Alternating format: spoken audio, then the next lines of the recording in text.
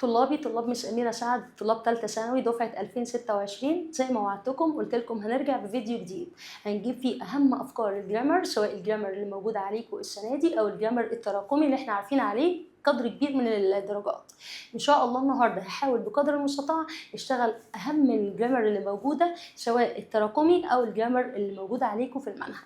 هناخدها بشكل مبسط وسهل، وهي عباره ان احنا هنحل مع بعض كام جمله وهنستشف منها القواعد ونشرح الحاجات المهمه اللي ممكن تقابلنا، ونعمل تاني ريفرش للذاكره بتاعتنا علشان عايزين ندخل الامتحان مش مضغوطين.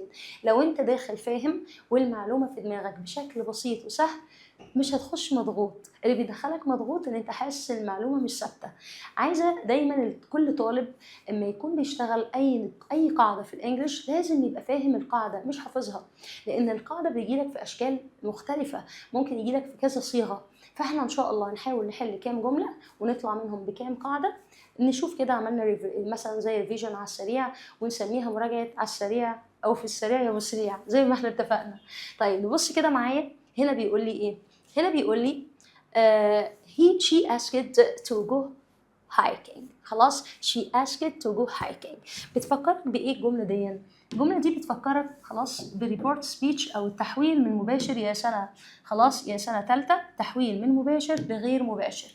ما يجي يقول لك she asked، ماشي، she asked ايه بس؟ قال لك she asked to go hiking.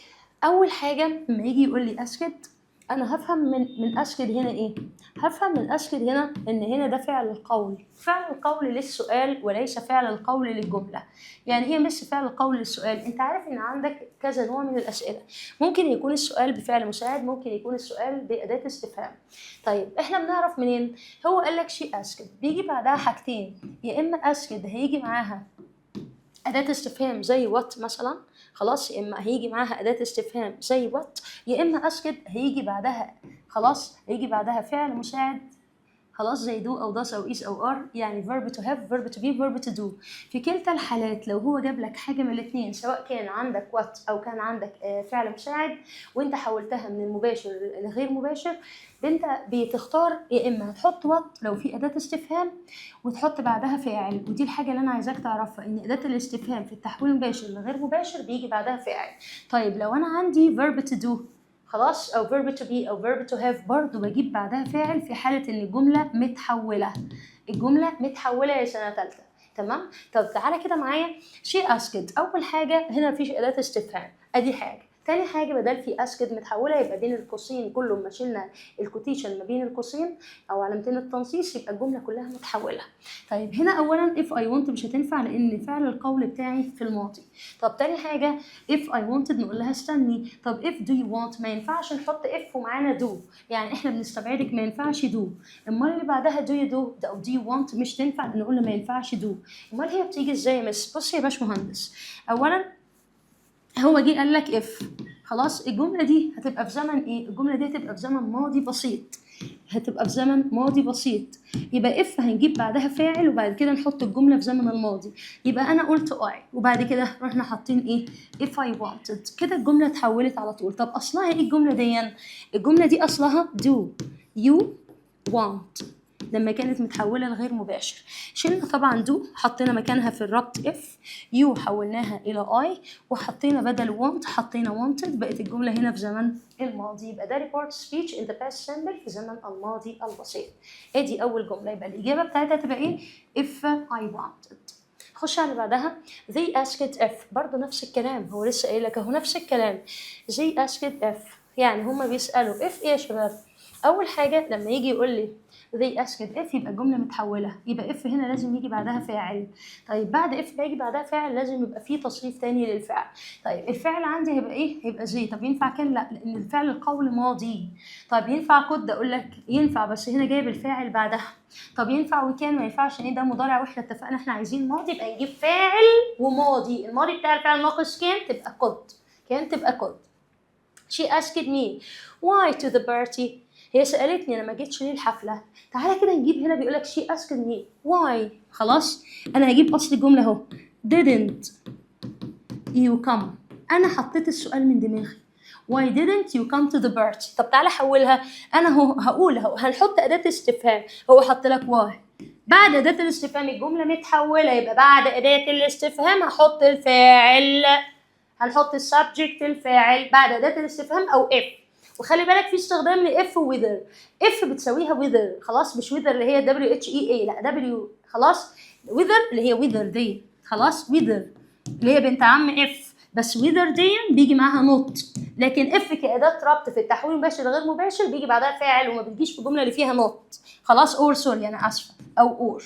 طيب هنا بيقول لي واي، طب أنا هحط واي بعد واي أهو، واي أي. هنا ده ماضي بسيط هنحوله لماضي تام.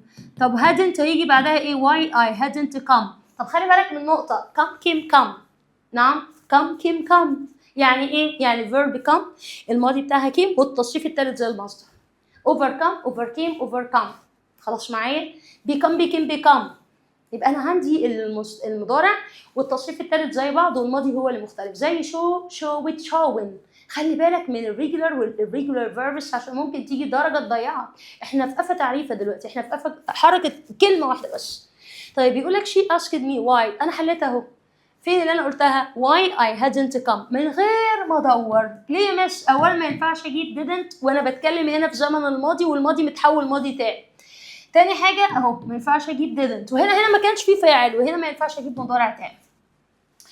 Which sentence is structurally correct؟ ايه الجملة اللي تركيبتها صح؟ My، خلاص. he admitted to break my favorite mug. he admitted to have broken. وانا مغمض كده هقول ايه؟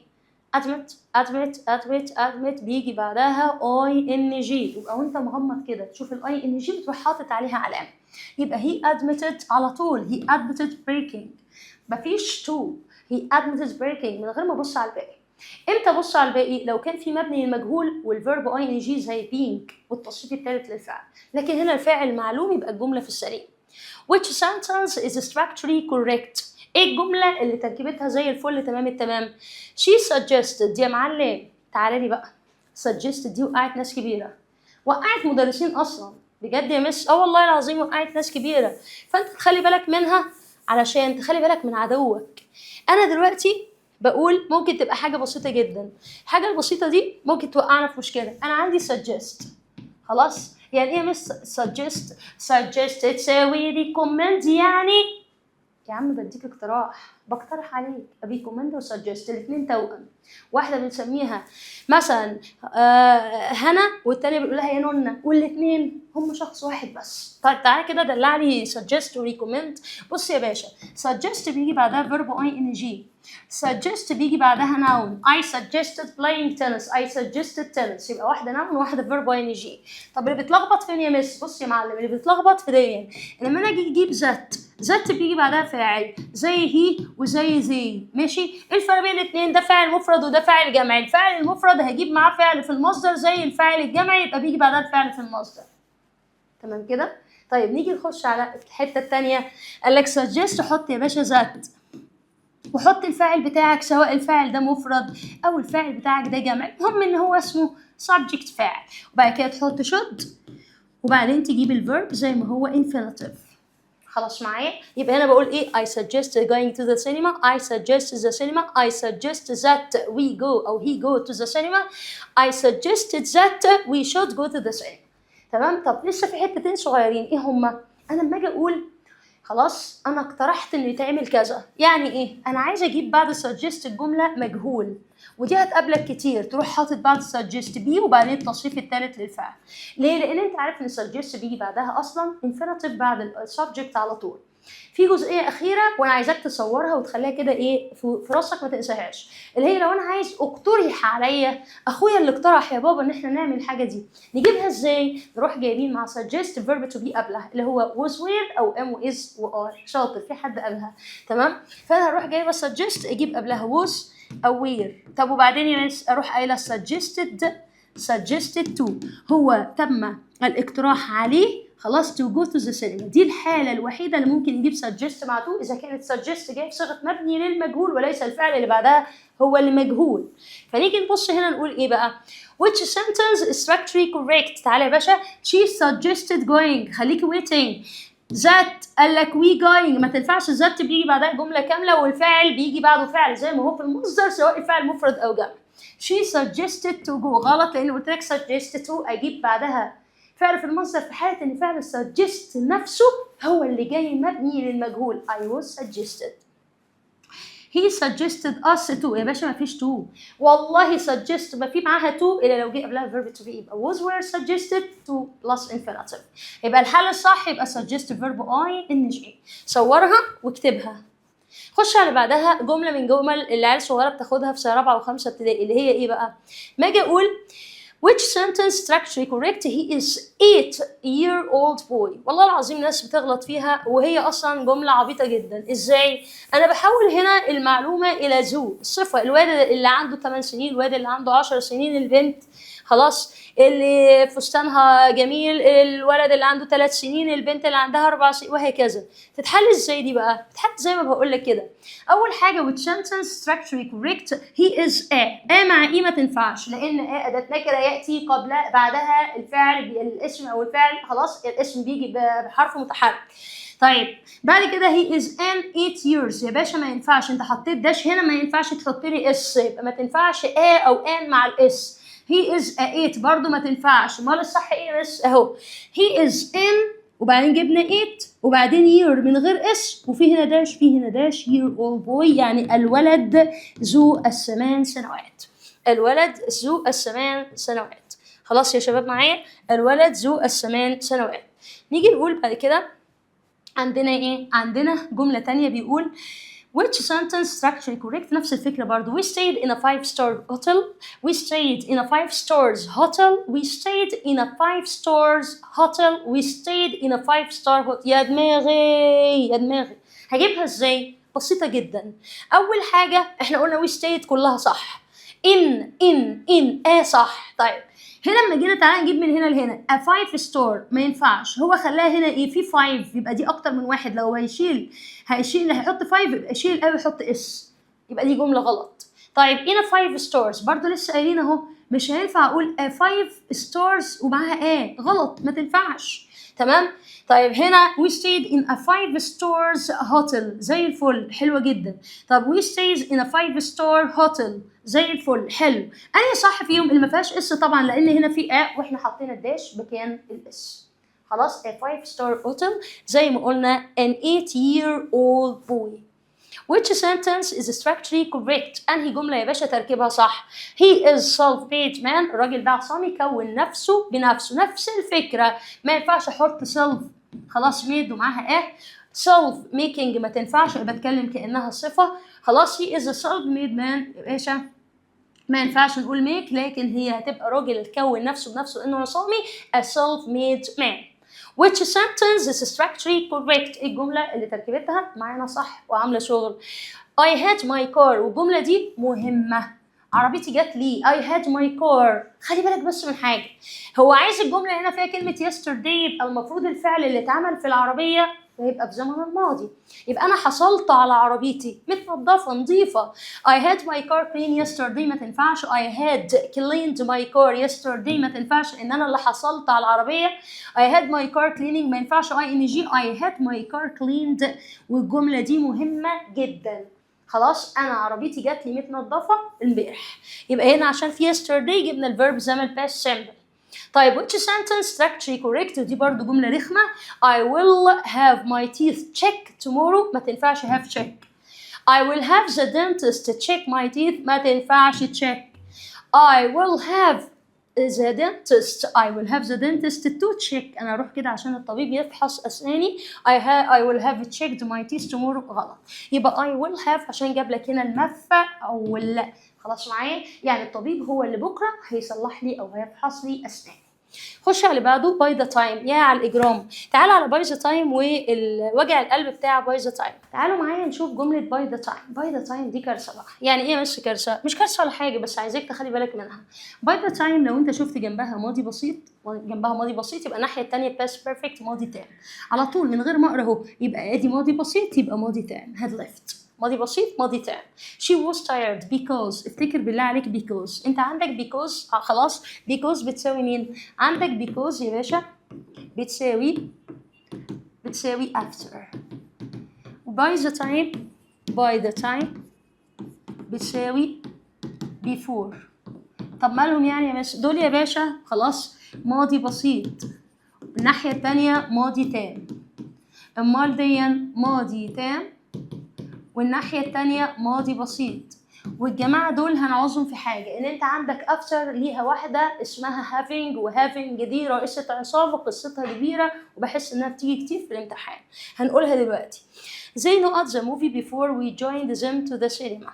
لسه بتاعت because she was tired because على طول لقيت ماضي بسيط يبقى على طول ماضي تام. طب ده اذنك يا مس ما لقيتش هنا ماضي تام، يحل محل الماضي التام ماضي تام مستمر اللي هي had been وفيرب ing. يبقى لقيت هنا ماضي بسيط، مش في هنا ماضي بسيط ما تنفعش، مضارع تام ما تنفعش، خلاص مضارع بسيط ما ينفعش، يبقى had been working يبقى ماضي تام مستمر، ماضي تام مستمر. زي the movie before we joined them to the cinema. نفس الفكرة، هو جاب لك before بيجي بعدها ايه؟ ماضي بسيط. طب الناحية التانية ماضي تام، مفيش ماضي تام، ماضي تام مستمر. الماضي التام had والتصريف التالت ماضي تام مستمر had been verb ing. خلاص يا شباب معايا؟ طيب جه بعد كده قال لي ايه؟ قال لي when I called، خلاص when I called he for 2 hours. انا لقيت ايه؟ لقيت for. خلي بالك ان for دي تبع الماضي التام المستمر والمضارع التام، بس هو قال لك هنا ايه؟ when. بدل جاب لك when يبقى بيجبرك ان انت هتستخدم حاجه في التام، ماضي تام او ماضي تام مستمر. يبقى هنا when عامله زي مين؟ عامله زي before بالظبط.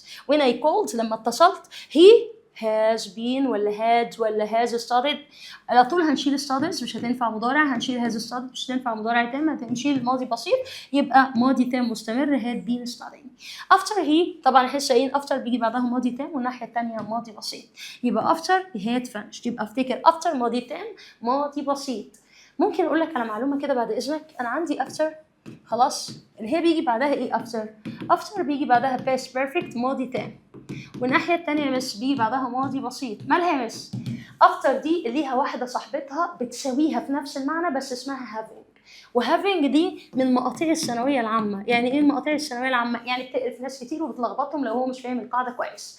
في ولاد كتير مش بيبقوا عارفين هافينج دي اجيبها ازاي، روح قال له بص يا حبيبي في عصابه كده وشله، هافينج دي من شله افتر. بس ايه الفرق بين هافينج وافتر؟ ان افتر بيجي بعدها جمله كامله بتبدا بفاعل ثم فاعل ثم مفعول، يعني subject وبعدين verb وبعدين object. هافينج بتختصر الطريق، بتجيب بعدها تصريف ثالث ومفيش افاعل معاها.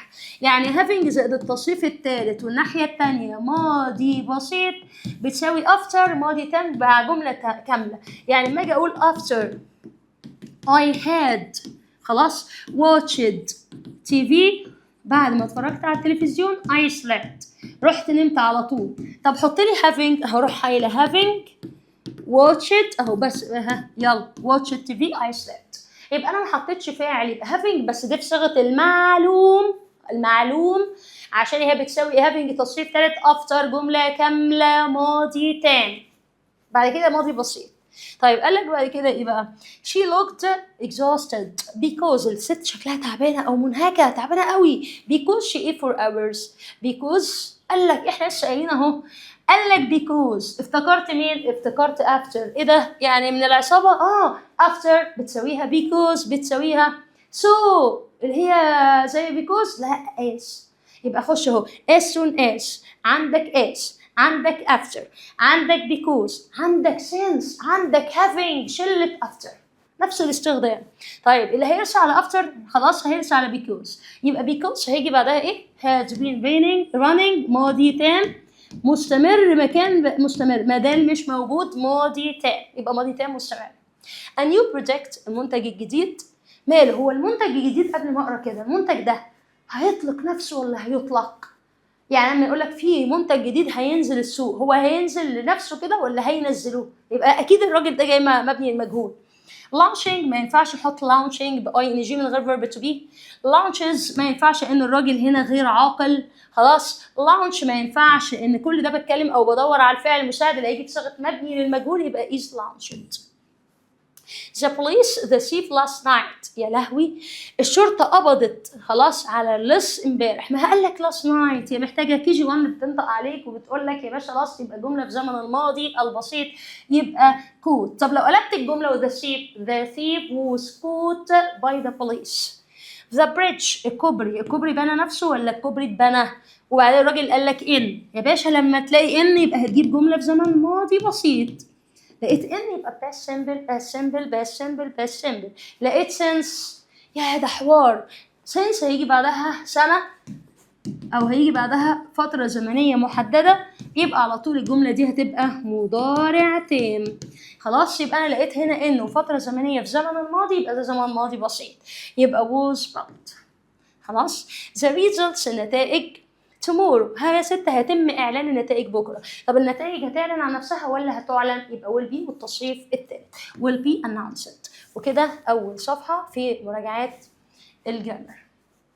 تعالى نخش على اللي بعده، ويا رب يا رب يا رب خلاص الدنيا تبقى اسهل وتبقى ماشيه بسيطه خالص. اول حاجه she enjoys، بص في السريع، دي حاجات سهله. she enjoys ايه يا باشا؟ enjoy بيجي بعده verb ing، decide to زائد الفعل في المصدر. خلاص، decide to زائد المصدر، enjoy verb ing. طب لو قال لك decide وعايز انفي الفعل بعدها، هنا بقول she decided to.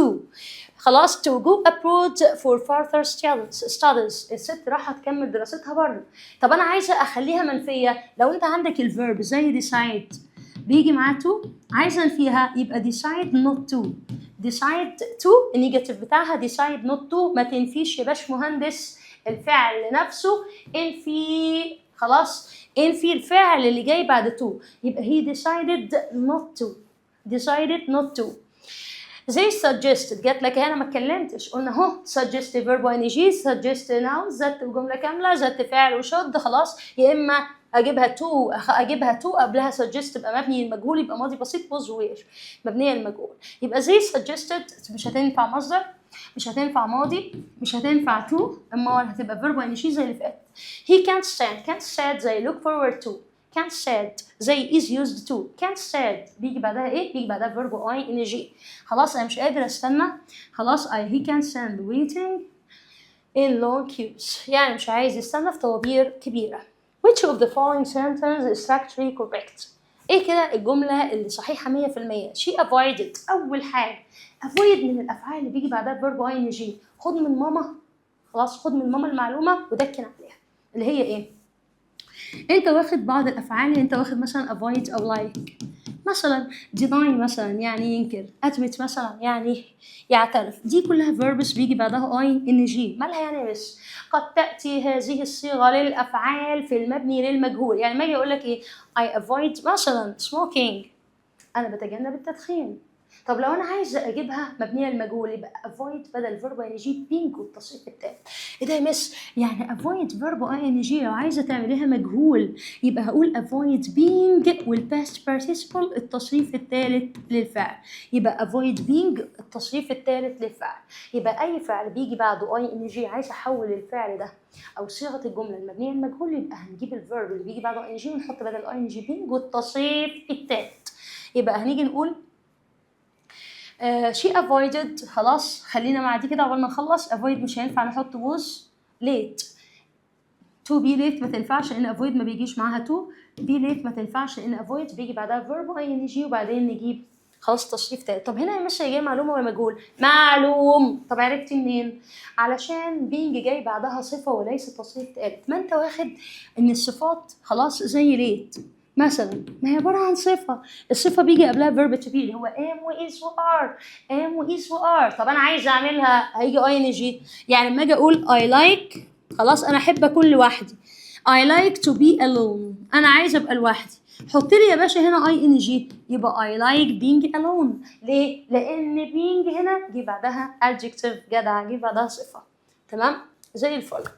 يبقى هتبقى الجملة صح avoid being late by leaving early، بتجنب ان انا اتأخر فبمشي بدري. which of the following sentence is factually correct؟ زي agreed من غير ما اكمل، agree to plus infinitive يعني وافق أن، agree to جيب بعدها الانفينيتيف الفعل في المصدر، يبقى زي agreed to finish the project by Friday بحلول يوم الجمعة. خلاص. طيب which of the following sentence structurally correct؟ a new bridge or يا باشا انت جاي تقول لي مع ار ازاي؟ انا لسه ده في ثانويه عامه انا. a new bridge is being built، a new bridge is being built. ماشي، a new bridge being built ما ينفعش من غير verb to be. يعني ام وهز وار، يعني دون يا باشمهندس عباره عن مبني للمجهول مضارع مستمر اللي هو بيكون من ايه؟ نبدا بالمفعول ام از ار بي والتصريف التاني. يبقى ايه الغلطه هنا؟ ان انا عندي هنا bold infinitive وده past participle تصريف ثالث للفعل. ده past participle تصريف ثالث، يبقى انا هاخد is being built. حاجات بسيطة قوي بس ممكن تلخبطني وتوديني في داهية. Which of the following sentence is structurally correct? Someone stole my bag yesterday. Someone was stole. أولا هنا أنا بتكلم someone ده عبارة عن إيه؟ ده عبارة عن الفاعل. يبقى أنا بدأت الجملة العادية بفاعل، حد سرق شنطتي، يبقى أبعد خالص المجهول. يبقى ما ينفعش was stolen لأنها مجهول. Someone has stolen وجايب لك yesterday طبعا ما. Which of the following sentence is structurally correct? Someone stole my bag yesterday. اتفقنا يا شباب؟ أول ما شفنا yesterday يبقى الجملة في زمن الباست سمبل. خش على اللي بعده. Which of the following sentence is structurally correct؟ شوف لي تركيبة الجملة الصح برضه. We were late, we were late, we were late. احنا كنا متأخرين. أنا عندي 3 4 كلهم were. يبقى الجملة دي الأولانية كلها في زمن الباست سمبل. خش على اللي بعدها وتكتشف القاعدة. بدل في هنا ماضي يبقى الناحية التانية هتبقى ماضي. خلاص أهو started مش هينفع. starting مش هتنفع. خلاص has started مش هتنفع لان في عندي past perfect خلاص اللي هو الماضي التام. ماضي بسيط ماضي تام، تمشي تفكر كده ماضي بسيط ماضي تام. ماضي بسيط يعني هاد والتصريف الثالث للفعل، لا ماضي بسيط يعني تصريف تاني للفعل. he played، امال الماضي التام بتاعه he has played. تمام معايا؟ which of the following sentence is structurally correct؟ الجملة الصح في دول ايه يا باشا؟ He had been studying English for 3 years before. اللهم صل على النبي. Before he moved to London. يبقى before جه بعدها ماضي بسيط. هنا جاب لك ايه؟ ماضي تام مستمر لنفس النقطة اللي احنا لسه متكلمين عليها. Before يا اما ماضي بسيط ماضي تام، يا اما ماضي بسيط ماضي تام مستمر. طيب قال لك he has studying English for 3 years. He was studying، هنشيل ماضي مستمر لان before من اتباع ماضي بسيط وماضي تام او ماضي تام مستمر. He is studied، مفيش حاجة اسمها يا باشا he is studied، مفيش حاجة اسمها he has studied عشان before بتحفز ماضي بسيط ماضي تام. فراشة كده ماضي بسيط ماضي تام ماضي تام ماضي بسيط ماضي تام ماضي بسيط. طب ماضي بسيط مفيش ماضي تام يبقى ماضي تام مستمر وهو past perfect continuous. نخش بقى على relative clauses ونشوف الأجزاء المهمة عندي في relative clauses زي إيه؟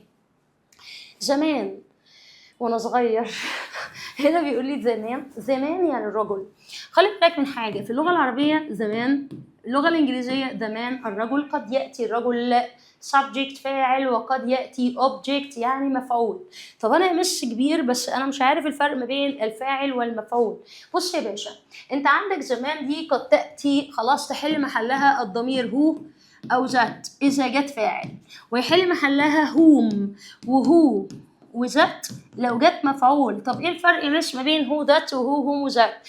هو ذات لو جه بعدها فعل يبقى ده اسمه فاعل، لو جه ضمير يبقى ده اسمه مفعول. ايه ده ازاي مش؟ بص يا سيدي زمان هو، بص هقول لك هو helped me، الراجل اللي ساعدني is my uncle، ده يبقى خالي. زمان هو helped me، ايه ده؟ يعني هنا helped دي خلاص جت بعد هو يبقى هنا الجملة فاعل. طب لما اجي اقول زمان هو I helped، الراجل اللي انا ساعدته was my uncle كان عمي او خالي، يبقى زمان هو I helped يبقى هنا مفعول لان انا اللي ساعدته. يبقى تاني ادوات الربط زي هو جه بعدها فاعل او ضمير فاعل يبقى هي مفعول، خلاص جه بعدها فعل يبقى هي فاعل. يبقى هنا لما يجي يقول لك ايه زمان الرجل على طول هو الراجل مش هينفع يجي واتش ولا وين ولا وير. ذا سيتي خلي بالك من ذا سيتي قد تاتي للتوكيد او للتاكيد على الغرض من المكان وقد تاتي لذكر الشيء فقط. الذي قال لك ذا سيتي فين الغرض من المكان؟ مفيش يا باشا، هو دي المدينه اللي انا عايش فيها المدينه اللي بشتغل فيها؟ لا ده مدينه زرتها. يبقى على طول تعامل معامله غير العاقل which او that. يبقى the city which we visited last summer was beautiful. She is the girl. brother ايه ده؟ brother ده عباره عن اسم والرابط اللي بيجي معاه اسم هو رابط الملكيه. البنت اللي اخوها بيلعب كوره معايا يبقى whose. That is the restaurant serves the best pizza. هو المطعم ده بيقدم احسن بيتزا، بس انا ما قلتش انا رحت المطعم وكلت ولا رحت انا واصحابي خرجنا فيه، بس انا برضو بتكلم عن المطعم باعتباره شيء غير عاقل يبقى the restaurant which باعتباره شيء غير عاقل which. وخلي بالي يا شباب which بتساوي ايه؟ which لو معاها حرف جر preposition زي in او on او at which in which on which at in which خلاص at which on which equal بتساوي يا اما when يا اما where. يعني لما اجي اقول which ومعاها preposition حرف جر زي ان زي at زي on equal ايه؟ ممكن تحل محل where، ممكن تحل محل when. يبقى تحل محل where، تحل محل when. خلاص معايا؟ my house is than yours. قال لك هنا than يبقى ده ضمير ايه؟ superlative خلاص ولا comparative؟ comparative يعني مقارنه، وسوبرلاتيف تفضيل. انت عندك نوعين من الصفات، صفه طويله خلاص اللي هي بتتكون من اكتر من syllable، وصفه قصيره بتتكون من syllable او اتنين يعني مقطع او مقطعين. اول ما تشوف than يبقى هنا في مقارنه. المقارنه عباره عن ايه؟ ما ينفعش تقول more ابدا big، لان big دي عباره عن short adjective صفه قصيره، والصفه القصيره لما نيجي نعمل لها مقارنه بنحط لها er، يبقى هنقول the house is bigger than. today is the، شفت ازاي يبقى تفضيل is the hottest هو اكتر. نرجع تاني بسم الله. بيقول لك هنا ايه؟ this exam خلاص was على طول was the ايه؟ was the في هنا than خلاص يبقى على طول مقارنة. طيب هنا الصفة اللي عندي difficult صفة ايه؟ صفة طويلة يا مس، يبقى more الصفة than. قال لك Mount Everest is the، الأسئلة دي سهلة، is the highest، وما تاخدش بالك الحاجات السهلة دي ممكن توقعك. نيجي على الجزئية المهمة question tag. question tag السؤال المزين اللي بيجي لك منه سؤال في الامتحان. you are coming to the party. عايزة اعمل لها نيجاتيف، ده مثبت يبقى الناحية التانية يجي منفي، ده منفي يبقى الناحية التانية مثبت. وخلي بالك من الهيلبينج فيربس أو المودال فيربس، الأفعال المساعدة والأفعال الناقصة. you are coming to the party aren't you. هنا الجملة مثبتة بوزيتيف يبقى الناحية التانية نيجاتيف منفية. تعالوا معايا يا باشا ونخش على اللي بعده. not until ده انت دلوقتي لازم تتعاصر. ليه بقى؟ not until خلي بالك منها خلاص، وهي و only if، هي و hardly و scarcely و no sooner. الروابط دي اللي هي بتجيب بعدها الفعل المساعد في الجملة قبل الفاعل. بس not until خلاص مين اللي بيجي عندها الفعل المساعد قبل الفاعل؟ جملة الماضي البسيط. لأن not until بيجي بعدها جملة يا إما فترة زمنية زي ما أنت شايف كده 1990s خلاص اللي هو في التسعينات، يا اما هيجي بعدها جمله في ماضي تام عادي اللي هو هي هاد بوت، والناحيه الثانيه بتيجي جمله في زمن الماضي البسيط. مدح جمله الماضي البسيط تاتي جمله الماضي البسيط باسبقيه الفعل المساعد عن الفاعل، كاني بعمل سؤال. يبقى انا حفظت اهو not until، جبت جمله ماضي تام يبقى الناحيه الثانيه ماضي بسيط بس did زي الفعل زي الفعل في المصدر. افرض لقيت معاك يا باشا وانت ثالثه ثانوي ما جابلكش did، يبقى هيجيب لك was where، والتصريف الثالث يبقى صيغه الجمله مبنيه للمجهول. يبقى روح قايله ايه بقى؟ did ولا the phone said خلاص the cell phone was invented، ولا was the cell phone invented. انا قعدت اشخبط على كله خلاص معايا، ولا هاجي اقول ماشي، ولا هاجي اقول هعملها صيغه مبني للمجهول. هو بيقول لك اصلا بيتكلم عن ايه؟ بيتكلم عن اختراع التليفون يا باشا خلاص. يعني بيقول لك not until 1990s خلاص ذا سيل فون. ايه اللي حصل للسيل فون؟ قال لك ذا سيل فون ماشي ماله بقى؟ was invented هو تم اختراعه، بس انا هجيبها في صيغه ايه؟ was aware زائد المفعول والتصريف الثالث. البورد بتعملها معايا was aware زائد المفعول زائد التصريف الثالث، يبقى was the cell phone invented. was the cell phone invented تم اختراع التليفون.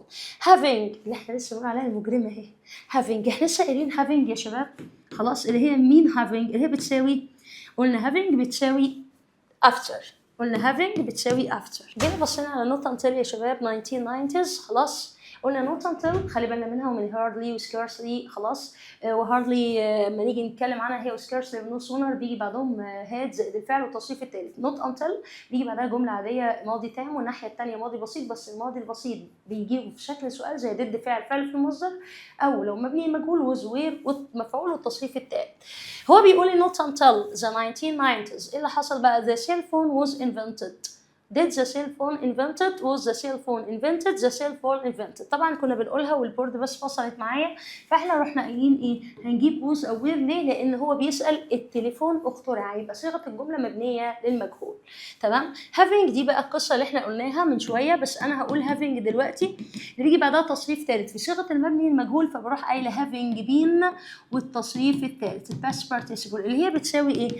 after خلاص، بعد after اجيب مفعول وبعدين had been خلاص والتصريف الثالث. طب هي بتساوي مين؟ لو انا مش عايزه having ولا عايزه after ولا عايزه اجيب مفعول، هجيب التصريف الثالث على طول. يبقى التصريف الثالث بيساوي جمله مبنيه للمجهول مع after. التصريف الثالث لوحده كده بطوله بيساوي ايه؟ بيساوي after زائد صيغه المبني المجهول. having the criminal was taken to prison. راحوا قابضين على المجرم وحطوه في السجن. يبقى having ايه على طول having been arrested لانه تم القبض عليه، يعني هو اللي اتقبض عليه يبقى مجهول. يبقى نروح قايلين having been والتصريف الثالث. خلي بالك من having been والتصريف الثالث. I'm sorry I can't hang out with you. I can't hang out with you. أنا مش هقدر أخرج معاك. I have a lot of work. أنا عندي شغل كتير. بص بيقولك I have a lot of work. عندي شغل كتير لازم أعمله. في تسبب، في سبب to do. خلاص I have a lot of homework أو a lot of work to do. Out of the window I saw beautiful mountain. أولاً الجملة دي لو جيت خدت بالك ماضي بسيط، يبقى الجملة التانية المفروض تبقى ماضي تام. مين يحل جملة المعلوم في الماضي التام؟ أنا لسه قايله أهو. لو أنا عايزة أجيب جملة معلوم في ماضي تام اللي هي after زائد الفاعل زائد هاد، أدي فاعل هاد والتصريف التالت، بتساويها مين يا شباب؟ قلنا having زائد التصريف التالت. دي صيغة المعلوم بتساوي مين يا شباب؟ بتساوي verb ing بدون فاعل. الجملة بدون فاعل.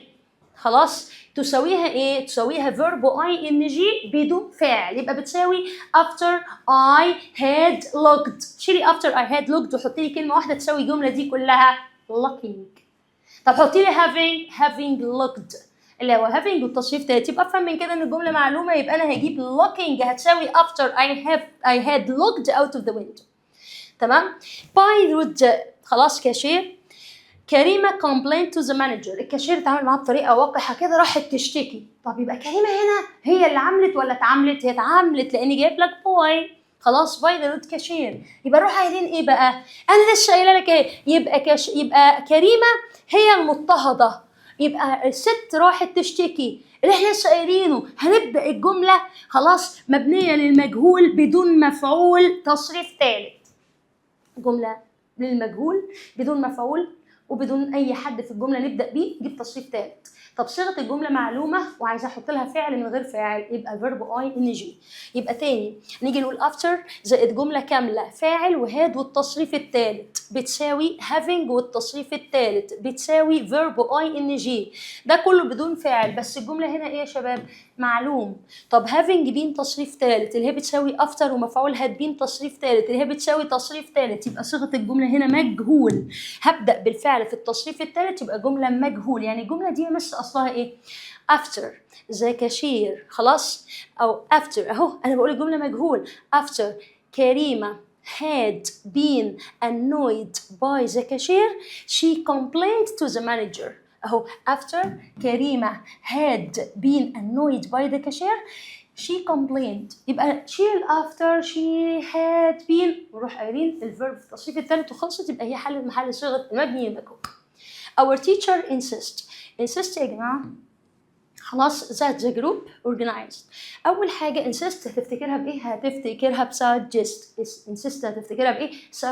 insist that غير insist on يصمم على بيجي بعدها verb ing. insist that هتجيبها بالظبط زي صيغة suggest that. لازم اجيب بعدها ايه؟ لازم اجيب بعدها خلاص الفعل في المصدر. يبقى انا جبت insist وبعدين جبت فاعل، يبقى اضطر اجيب الانفينيتيف الفعل في المصدر. يبقى the group be organized. تمام؟ we will apply خلاص efficient pesticides. احنا هنقدم لكم خلاص مبيدات حشرية ذات كفاءة كبيرة to get rid of علشان تتخلص من. get rid of يعني يتخلص من insects. خلاص our crops. get rid of يبقى على طول هغمض عيني كده واروح حاطه ing. get rid of verb ing يتخلص من. get rid of verb ing. he didn't understand هو مش فاهم. خلاص المدرس شرح ايه؟ هو مش بيسأل، هو بيقول انا مش فاهم هو المدرس شرح ايه. هتستخدم what هنا كأداة ربط وليست كأداة استفهام. يعني ايه؟ يعني انت ما تيجي تقول what his teacher had explained ولا what had his teacher explained دي هنستبعدها لسبب، لان انا لما اجيب أداة الاستفهام كأداة ربط أنا مش عارف المدرس شرح إيه، يبقى what وأجيب بعدها فاعل وليس فعل مساعد. تمام؟ يبقى دي استبعدناها. what his teacher had explained برضو هنا في علامة استفهام وأنا مش عايزة question mark. what his teacher had explained مش عايزة exclamation علامة تعجب. يبقى what his teacher had explained هو مش فاهم. يبقى أنا عاملة هنا what اللي شرحه. أنا ما أجي أقول لك إيه I don't know. دي أفعال الإدراك يا شباب. لما بتجيب أفعال الإدراك he organized understand خلاص I don't know what مثلا what I do what I do انا مش عارفه اعمل ايه.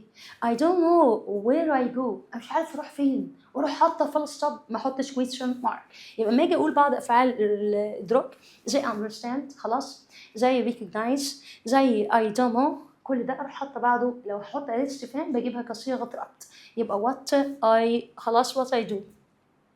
Having much money doesn't mean that you can buy anything you want.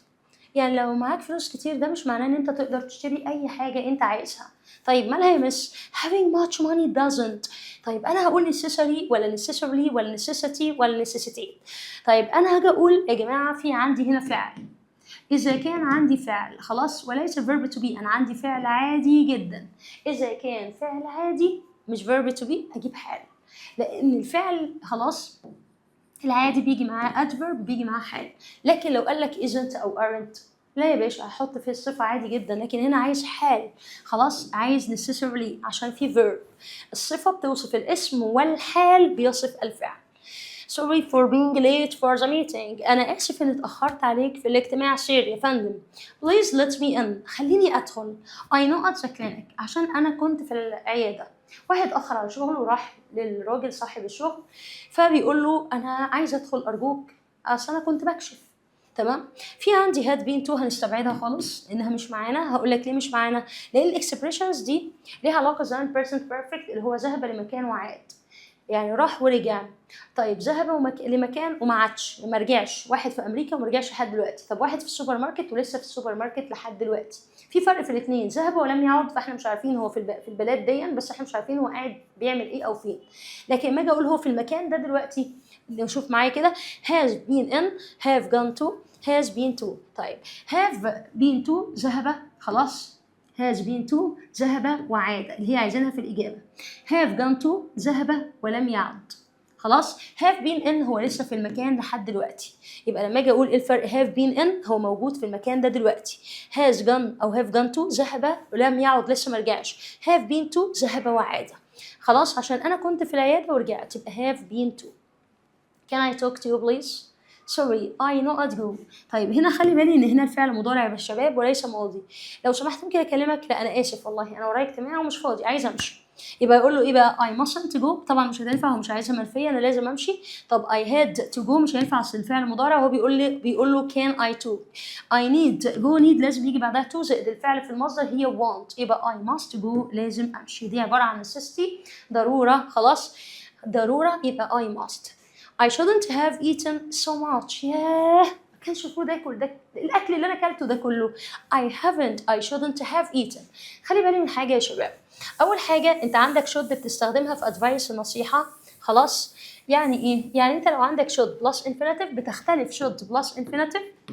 هنختلف في استخدام should plus infinitive عن should have زائد should have plus past participle plus past participle. هنا بديك ايه؟ بديك advice you should study hard يبقى should plus infinitive خلاص. طيب ما should have دي regression انت بتعمل ندم. I shouldn't have eaten خلاص too much sugar ما كانش المفروض اكل كل ده. I should have studied more يا ريتني كنت ذاكرت اكتر. يبقى انت بتعمل regression او بتعمل ندم لما يكون في عندي should خلاص should plus infinitive. يبقى should plus infinitive ده هيديني advice يعني ايه؟ advice يعني نصيحة. طب should have plus past participle خلاص يبقى هيديني ايه؟ هتيجي بمعنى واحد بيندم ان هو عمل حاجة معينة. يبقى I should have زائد خلاص التصريف الثالث للفعل. نرجع تاني يبقى I shouldn't have ما كانش المفروض اكل كل الاكل ده. I'm very hungry انا جعان. It's possible that I ate too much يعني في احتمالية. طبعا دول مستبعدين تماما. I wish I had eaten more يا ريتني كلت اكتر. لا طبعا ده الراجل بيقول لك ان انا يعني ندمان اهو قال لك اهو I ate too much and I regret it now. انا ندمان ان انا عملت الحاجة دي دلوقتي.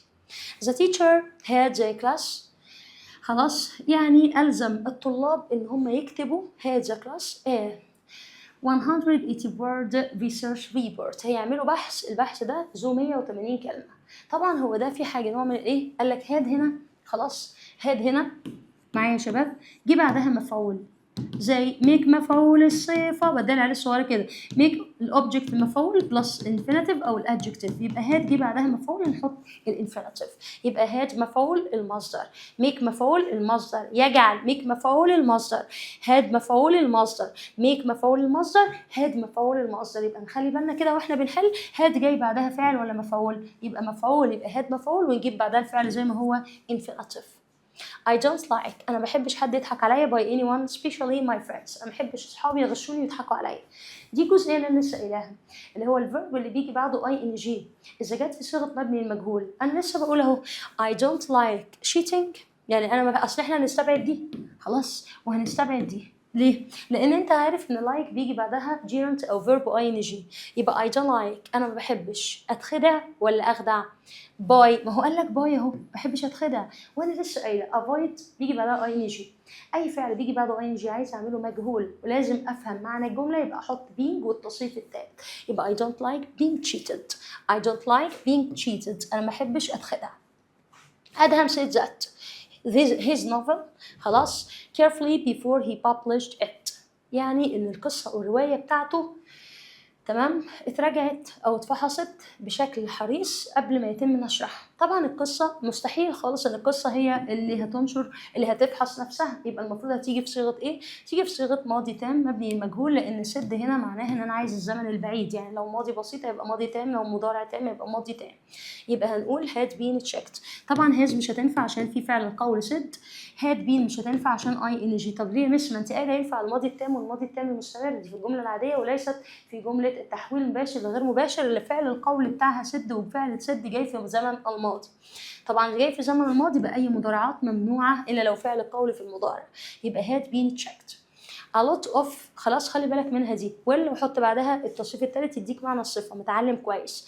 a lot of هنا كلمه people جمع يا شباب، ما ينفعش اجيب مع الحال خلاص، ما ينفعش اجيب مع good education، ما ينفعش اجيب good education حال لوحدها كده حرف، يبقى a lot of خلاص. well educated people الناس المتعلمه كويس are glad for their appreciation بيبقوا مبسوطين ان الناس بتقدرهم. appreciation يعني التقدير، يبقى well educated يعني متربي كويس متعلم كويس. well وجاي بعدها الصفة، ساعات بنجيب الصفة من التصريف التالت. دينا the test when the teacher said time was over. دينا ايه؟ ما خلصتش. طيب أول حاجة اتفقنا هنا في زمن past simple ماضي بسيط جاي مع when اهو، يبقى الناحية التانية مش هتنفع hasn't عشان في هنا ماضي بسيط، الأولى الماضي التام، لا نجيب مضارع بسيط ولا نجيب ماضي بسيط مبني المجهول. يبقى هنقول دينا hadn't finished خلاص. الجزئية اللي احنا لسه كنا بنقولها اهو، شخص لقى نفسه alone هبة decided لما لقت نفسها لوحدها. طب الفاعل موجود to read a science fiction book، لقت نفسها لوحدها فقالت اقعد اقرا كده كتاب ايه؟ كتاب خيال علمي. فلما نيجي نقول هبة لقت نفسها لوحدها، تمام يا شباب؟ احنا جه صيغة الجملة هنا معلوم لأن الفاعل هو ذكره finding ولا found. أنا هجيب found لو هبة هنا جاية مفعول، لأن احنا اتفقنا اللي يحل محل جملة الماضي التاني خلاص هو فعل واحد.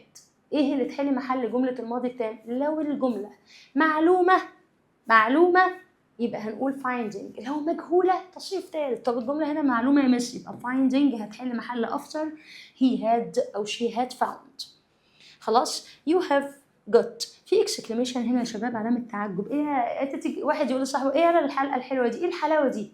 ايه الحلاوة دي؟ انت نوع من انواع ايه؟ المدح خلاص. فلما تيجي تقول مش اولا وات اباوت دي بتيجي في حاجة اسمها الاقتراح السجيشن، هي بتساوي suggest ولازم اجيب بعدها question mark فما تنفعش.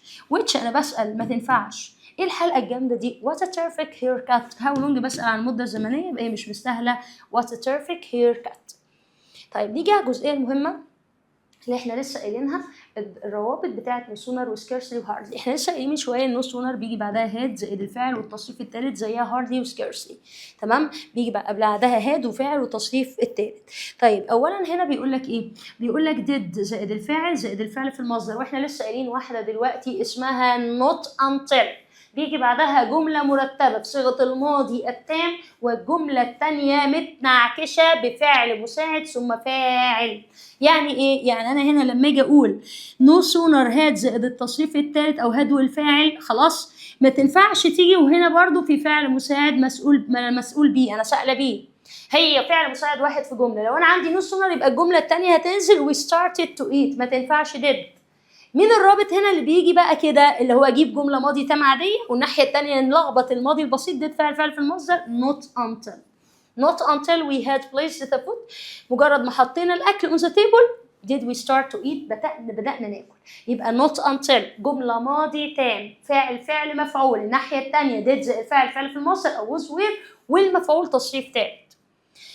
on her future ركز بقى، سهيلة learns to be tolerant and patient. خلاص. طيب بيقولك البنت بقى بتفكر دايما في مستقبلها ومركزة في مستقبلها. خلاص. طيب انا لما اجي اقول الشخص موجود ولا لا، الشخص موجود. لو الشخص موجود ING، لو مش موجود تصريف ثالث ING بيحل محل الجمله الكامله في المبني في المضارع الماضي التام.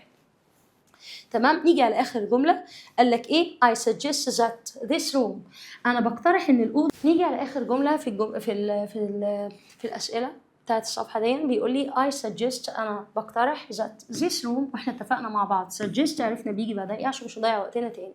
this room for the children، الاوضه دي المفروض تتساب للاطفال.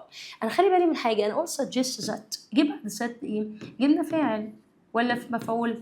طبعا لو انا قلت روم، طبعا الروم دي غير عاقل، يبقى احنا لسه قايلين جزئيه. لو انا جبت suggest معايا، لو انا جبت suggest وبعد suggest رحت جايبه مفعول وليس فاعل، في الحالة دي خلي بالي دي تركاية وتركاية مهمة جدا كمان، مهمة يا شباب. خلاص. لما اجي اقول suggest جبت بعدها مفعول، خلاص، بعد المفعول اروح حاطه بيه زائد الباست participle التصريف الثالث. يبقى انا بقترح الاوضه دي تتساب للعيال، انا بقترح الاوضه تتساب للعيال، تتساب للاطفال، انا بقترح الحاجه دي تتعمل فيها كذا. انا هنا جبت ذات وجبت بعد ذات مفعول، يبقى بي والتصريف الثالث، يبقى بي والتصريف الثالث، ودي جمله مهمه جدا جدا جدا.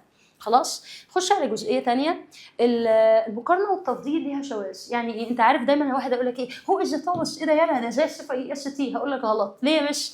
علشان يا باشا انت واخد ان ذا خلاص بيجي معاها EST في صيغه التفضيل وليس في صيغه المقارنه. في مقارنه صفه شاذه فيها او صيغه شاذه فيها، اللي هي ايه بس؟ بص يا باشا، هو از اول ما تشوف اوف ذا تو بويز، اوف ذا تو بويز يبقى صيغه مقارنه وتفضيل مع بعض، يبقى زي الصفه ER.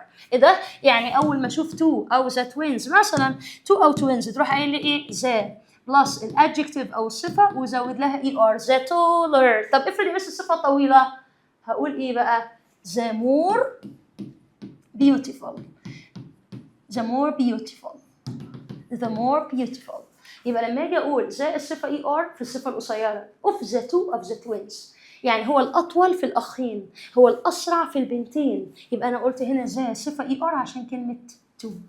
I think reading a novel is as ولا much ولا many ولا a lot of more interesting than. يعني مش ما هو مديني صيغه المقارنه more الصفه than، هنعمل ايه؟ قبل more الصفه than هتروح حاطط قبلها much او little. ايه الفرق بين much و little؟ much يعني اكتر بكتير، ما little يعني اقل بكتير. طب بتيجي ازاي؟ مش بص يا باشا، انت بتحط عندك صيغه المقارنه العاديه، اللي هي ايه صيغه المقارنه العاديه؟ انت بتروح قايل ايه؟ more، خلاص، more على زي ما هو بيقول لك كده interesting more interesting than، انت حطيت more interesting than، ماشي كده؟ طيب انا عايزه اقول اكثر تشوقا بكتير جدا، اروح قايله لك ايه بقى؟ much more interesting than. much more يعني اكتر بكتير، بس اكتر اقل مش بكتير. على طول شيل بدل much قول less little. خلاص معايا؟ يبقى هنا هنحط much more يعني اكتر بكتير، يبقى احنا بنكتر في الصفه او بنخلي في فرق كبير في الصفه. ما اجي اقول احمد اطول من محمد، يبقى احمد is taller than محمد.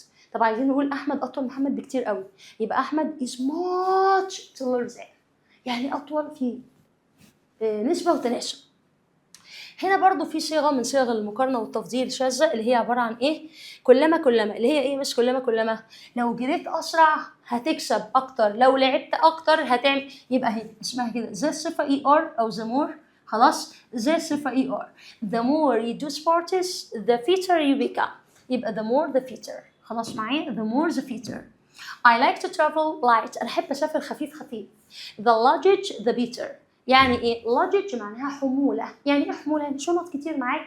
أنت بتيجي تركب طيارة مثلا ما بيقولكش معاك شنطة، بيقولك الوزن بتاعك كام. يبقى أنا بتكلم هنا عن الإيه؟ على الكوانتيتي، الكمية. يبقى كلمة luggage الحمولة هي اسم uncountable noun، اسم لا يعد، والأسماء التي لا تعد. يا مس أنا يعني عايزة أقول أنا بمشي معايا حمولة خفيفة، ينفع يا مس أقول fewer؟ مفيش، عشان يا باشا ما ينفعش أقول fewer. ليه؟ مش أنت بتقول ذا الصفة يا مس ER، ذا الصفة ER، بس كلمة luggage هي uncountable noun، اسم لا يعد، روح قايله لك اضرب لي this. تمام كده؟ one of the two boys جات لك تاني اهي، واحد من الاثنين، يا حسن يا حسين، يبقى ذا الصفة ER. خلاص، يبقى هنيجي نقول إيه؟ ذا الصفة ER، يبقى على طول ذا الصفة ER the taller. مالك is 65 kilograms and Omar is 72. خلاص kilograms، يبقى مالك is. مالك is ايه بقى؟ انت واخد كلمة heavier خلاص كصفة قصيرة، حطينا لها IER، خلصت كده. طب انا عايزة اقول اقل، لان كده كده الصفة دي قصيرة، هعمل ايه؟ ما هو بيقول لك واحد 65 واحد 72، يبقى الولد دون اقل ولا اكتر؟ يبقى اقل ثقلا، يبقى نروح حاطين ايه؟ لسه زي ما احنا لسه قايلين much more، يبقى هنقول less heavier than. خلاص less heavier than. نيجي نقول I don't think she is ill.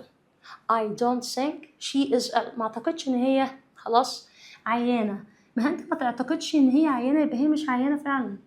خلاص، يبقى هنا الجملة تعتبر منفية وليست مثبتة. I don't think، أنا لا أعتقد إن هي مريضة، يبقى هنا الجملة تعتبر منفية، يبقى تجيب الناحية التانية مثبتة. يبقى I don't think she is ill، يبقى is she question tag بيجي في الامتحان نسبة 900%. هنا بقى الجملة دي فيها تركية ومهمة جدا. هاجي أقول he rewarded every time he wins a medal. كل مرة بيكسب ميدالية. هقول هو بيكافئ ولا هو بيتكافئ؟ رغم ان هو جايب لي ضمير فاعل، ضمير الفاعل هنا ده جاي فاعل ولا مفعول؟ ما انا بقول هو بيكافئ، ممكن اقولها هو بيتكافئ، انا عندي الابوستروف اس هنا هي اللي هتشغل الدنيا. انا جايبه هنا تصريف ثالث، فيجي واحد يقول لك يبقى هي هاز، يبقى هنا هنجيب هاز. انت غلط، لان الراجل بيقول لك هو اللي بيتكافئ، يبقى هنا جايه مبنيه للمجهول، يبقى از وليست هاز، يبقى دي اساسها از، والتصريف ثالث يبقى مبنيه للمجهول، يبقى isn't he. نيجي على الجمله اللي بعدها، بيقول لك no one has invited her to the wedding party. مفيش حد عزمها. خلي بالك من حاجه، ان no one هنا بتحل محل النفي، has invited her محدش عزمها. تمام. طيب هنا لما يجي يقول لك no one، الجمله كانها منفيه، يبقى المفروض الناحيه الثانيه في مثبت. بس انا عايزه اقول لك على حاجه، someone و no one و everyone و everybody مالهم؟ دي يا جماعه بيجي بعدها الفعل مفرد، يبقى ده فعل مفرد. طب والضمير اللي هيقعد عليه هو ضمير جمع، احنا اتفقنا دي بتحل محل النفي، يبقى دي منفيه، يبقى الناحيه الثانيه مثبته، الفعل مفرد والضمير جمع، يبقى have say. الفعل مفرد والضمير جمع مع every و some و any. somebody rarely studies hard. خلاص، rarely يعني ايه؟ يعني بصعوبة او قلما او نادرا. خلاص، شخص ما بصعوبة ان هو يذاكر بجد، يبقى هنا الجملة دي مثبتة ولا منفية؟ مش منفية. لو انت لقيت never، لقيت rarely، خلاص معايا، لقيت hardly، لقيت no، كل ده بيحل محل نيجاتيف النفي. somebody rarely studies hard. انا الجملة هنا زي ما اتفقنا somebody، nobody، anybody، someone، no one، anyone، كل دول بيجي بعدهم فعل مفرد يشير ليهم بضمير جمع، ودي تركاية مهمة جدا وحطها في دماغك. فروح جايبها ازاي؟ somebody rarely studies hard، فعل مضارع بسيط. هنا الفعل بيشير الى ايه؟ يشير الى الضمير مفرد في الاول، بس هو هيجي بعده جمع. فعل مفرد ضمير جمع، فعل مفرد ضمير جمع. هنا منفي عشان rarely، يبقى الناحيه الثانيه مثبت وجمع، يبقى do زي. Let's have our dinner. تعالوا نتناول العشاء بتاعنا. Let's بتتحول لإيه؟ احفظها كده. Let's shall we. Let's shall we. Let's shall we. Someone فعل مفرد، الفاعل جمع. Anyone الفعل مفرد، الفاعل جمع. Let's shall we. I am aren't you. Aren't I. I am aren't I. I am aren't I. I am aren't I. I am not am I. خلاص. I'm very late. aren't I. ركز فيها. we هنا اسمها ايه دي يا جماعه؟ دي اسمها ايه؟ we would rather. دي اسمها would. دي اسمها would. we would rather stay at home. يبقى wouldn't wouldn't she. You had better يبقى hadn't خلاص hadn't you. This child is wearing a new dress. الجملة دي قلبت الدنيا انقلابات في الكتب الخارجية لأنه بيقول لك this المفروض تتحول إلى it. بس هنا هلاعبها معاك بالصياعة. قال لك إيه؟ قال لك يا مس طب ما هو لسه بيقول لك this child وهو كل شوية يقول لك this is ويقول لك isn't it. هقول لك ما قال لك child وقال لك wearing dress أو new dress يعني لابس فستان يبقى بنت. يبقى هو حدد لك النوع بتاعها. جملة هنا مثبتة يبقى الناحية التانية منفية يبقى isn't she. يبقى الإجابة بتاعتنا isn't she. خلي بالك من الجملة ده هي مهمة جدا. My uncle works as an accountant for clothes factory in October. عمي يا باشا بيشتغل ماشي في مصنع ملابس في اكتوبر بيشتغل محاسب. طيب خلي بالك من حاجه، كلمه فاكتوري هو الاسم اللي هنجيب عليه اداه النكره وهذه تعتبر صفه ليست لها علاقه. يبقى كلوثس فاكتوري يعني مصنع ملابس يا شباب. ريفيجن سريع على حاجتين. الحاجه الاولى انا هقول بعض الايتمز اللي بتلخبط بعض الطلاب اللي هي عباره عن ايه كنا بنسميها زمان اكسبريشنز، اللي هي عباره عن كلمه جنب كلمه تديني اكسبريشن او مصطلح مختلف في المعنى عن اللي احنا بنشوفه. يعني زي ما بيقول لك كده هجيب لك كات it can rain مثلا cats and dogs، مش هتيجي بمعنى قطط وكلاب، لا هيجي اللي هي rain heavily خلاص او it can rain heavily. فاحنا هناخد بعض الاكسبريشنز او الايتمز اللي هتيجي كده في السريع في الامتحان، لازم هيجي لك منها 1 2 3 انت وحظك. واتمنى يا رب يا رب تبصوا او تشوفوا الحلقه دي معايا علشان تقدروا تستفيدوا منها ونطلع بحاجه كويسه. تاني حاجه انا عايزه اشرح جرامر يعني كل اليونتات اشرحها في ثانيه. طب ازاي؟ رحت جبت لكم كام مقتطف من كام جمله وقلنا نحط جمله جنب جمله جنب جمله وكل جمله فيها قاعده او فيها فكره علشان نحاول نعمل ريفيجن بسرعه ليله الامتحان. فانا بقول ان الريفيجن دي هي اللي هتتفرج عليها قبل امتحان انجلش علشان نخش وربنا يكرمنا باذن الله ونجيب درجه كويسه. اتمنى من الله ان كلكم تحققوا امنياتكم وربنا يديكم اللي نفسكم فيه ويصلح حالكم يا رب. بسم الله توكلنا على الله. اول حاجه مع بعض كده هنشتغل ايه النهارده؟ قلنا اول حاجه هنشتغلها الايديومز اند ذير مينينجز، يعني المصطلحات اللي بتحط جنب بعض ومعناها ايه. طبعا انا مش كنت عايزه اقول لك مثلا هديك مثلا واحده منهم او 2 أو 3، يعني استحملني في الحصه دي وخد قدر كبير منهم او معظمهم عشان معلش لو جالك منهم جملتين في الامتحان انت يا باشا اولى بيهم، انت اولى بالدرجتين دول. ممكن ما تعرفش تغشهم ومن غشنا ليس منا، واحنا النهارده بنتكلم في حاجه عايزين ربنا ان شاء الله يسترها معانا. نبدا ونقول بسم الله. بعض الاكسبريشنز انا هقولها لك بسرعه كده. الايديومز دي هقولها انجلش وعربي او انجلش اند عربي بسرعه كده وبعد كده نبدا نحل عليها. هنا بيقول spring into action يعني ينطلق العمل بسرعة. spring into action ينطلق للعمل بسرعة. تاني واحدة بيقول لي jump into action خلاص يعني يبدأ العمل بسرعة وحماس يبقى عنده enthusiasm خلاص. rain cats and dogs يعني الدنيا بتمطر بغزارة. soaked to the skin يعني شخص مبتل تماما كل هدومه غرقانة تمام. team work makes the dream work يعني يا باشا عشان تنجح لازم يبقى في عمل جماعي فالتعاون هو سر النجاح خلاص. team work makes the dream work. pale and as ghost. pale as a ghost يعني معناها شاحب جدا، وشه يعني لونه متغير، سواء الراجل كان عنده خوف سواء كان عنده صدمة سواء كان عنده مرض خلاص. no pain no gain مش هتتعب مش هتكسب. يعني ايه؟ مفيش حاجه هتجيلك كده من الهوا. يعني ايه؟ يعني لا نجاح بدون تعب، لا نجاح بدون تعب. عايزاك تتعب وتبقى فيك تتعب وتعمل كفاحك ومش عارف ايه عشان تكسب في الاخر. go the extra mile يعني يبذل جهد اضافي. افتكرها بكلمه extra خلاص. وافتكر كلمة جين أصلا معناها لوحدها إيه ككلمة لوحدها؟ معناها يكسب شيء معنوي، يكسب معلومة، يكسب مثلا أخبار يسمعها، يكسب مثلا سلوك كويس، دي جين تمام. يبقى جو ذا اكسترا مايل يعني يبذل او يبذل جهد اضافي. طيب عندك lay the ground work يعني معناها يمهد الطريق او يحط اساس لحاجه هيبدا يشتغلها. قال لك full steam ahead معناها بكل طاقه وبكل حماس. full steam ahead stay in charge يعني واحد يفضل في المسؤولية أو يفضل عنده القدرة على السيطرة. تمام. not the other way around يعني إيه معناها not the other way around؟ معناها وليس العكس، هي not the opposite. used خلاص بيستخدمها to emphasize the correct order or direction of something. come to a standstill يعني معناها إيه؟ معناها يتوقف تماما. come to stand still يعني يتوقف تماما. break the ice يعني ايه؟ انت كده زمايلك دخلت على ناس جداد النهارده معاك في الجامعه اول يوم ليك ومش عارفين تتكلموا، فرحت انت ايه؟ مهد الطريق وفاتح الكلام. فاتح الكلام كده وخلي اللي قدامك يبدا يستريح لك، يبقى اسمها break the ice. break the ice. break the ice يعني افتح الكلام كده وخلي الناس تتكلم وشيل التوتر. on thin ice يعني in a risky situation في موقف خطير. in the thin ice في موقف خطير. bear the brunt. bear the brunt to suffer the worst. والكلمة دي كده مهمة، الاكسبريشن أو الإيديومز ده، الإيديوم ده مهم جدا جدا جدا. to suffer the worst part of something bad. خلاص يعني يتحمل أعباء إضافية، يتحمل عبء أكبر. يعني مثلا أنت مامتك النهاردة ادتك مسؤولية وقالت لك إيه؟ أنت النهاردة عليك تنظيف الشقة وأختك هتغسل المواعين بس. تمام. جت اختك لا قدر الله عيت، هتروح انت اللي غاسل مكانها المواعين، يبقى انت كده عملت ايه؟ انت يا عيني بيرز برانت يعني بيرز برانت تحملت عبء اضافي. خلاص. take the heat يعني to accept خلاص to accept criticism or blame يعني يتحمل اللوم والانتقادات.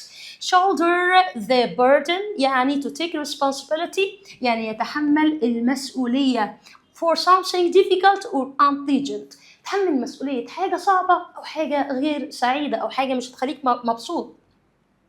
face the music وبرضه هنحط جنبها ستار كده. face the music to accept unpleasant results يعني تحمل عواقب أي فعل أنت أخذته.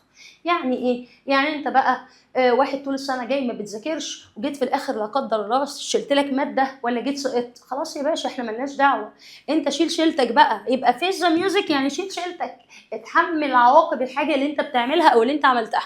pay the price والله كل واحد بيدفع ثمن أخطائه، يبقى pay the price زي ما بيقول لك كده، يتحمل نتيجة أخطائه، يتحمل نتيجة أفعاله. in deep water يعني شخص في ورطة في موقف صعب. in deep water.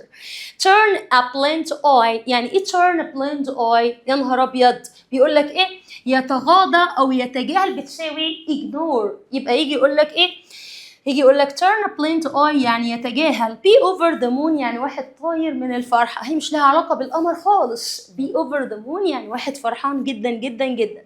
stitch in time saves nine. يا باشا انت عندك مشكلة، يقول لك يا باشا تعالوا حل المشكلة دلوقتي قبل ما المشكلة تكبر وتتفاقم ومش هنقدر نحلها. يبقى معناها ايه بقى؟ ما يجي يقول لك stitch in time over nine او saves nine، معناها ايه؟ معناها ان انت حل المشكلة قبل المشكلة تكبر منك وتقدرش تحلها. think of the past يعني حاجة من زمان، حاجة من الماضي ما عادتش موجودة، خلاص ما عادتش موجودة. save خلاص think of the past حاجة كانت زمان موجودة وهذا الشيء هو شيء من الماضي لم يعد موجودا.